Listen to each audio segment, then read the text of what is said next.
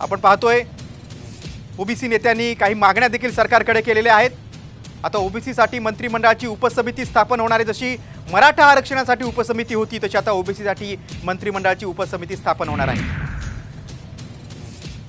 काही वेळापूर्वीच ओबीसी नेत्यांचं शिष्टमंडळ आणि राज्य सरकारची बैठक झाली। आपण अधिक माहिती घेऊया। आमचे प्रतिनिधी विनय म्हात्रे आपल्यासोबत आहे। विनय, अत्यंत महत्त्वाचा मुद्दा आहे की आता ओबीसीसाठी मंत्रिमंडळाची उपसमिती असेल जशी मराठा आरक्षणासाठी उपसमिती होती।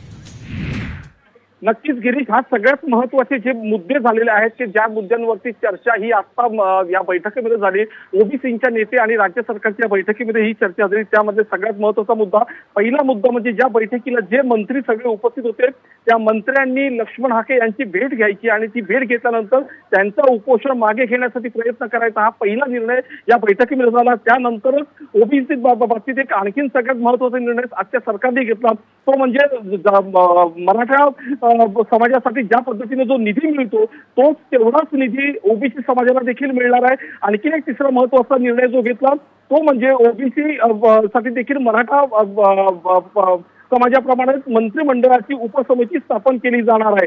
आणखीन एक चौथा मुद्दा तो म्हणजे सर्व पक्षीय बैठक बोलवून या बैठकीमध्ये सर्वसमावेशक असा निर्णय आपण घेणार आणि त्या बैठकीमध्ये जर ओबीसीसाठी सरकार साठी जनगणना देखील करण्यास सरकार मागे पुढे बघणार नाही असा महत्त्वाचा निर्णय या बैठकीमध्ये झाला।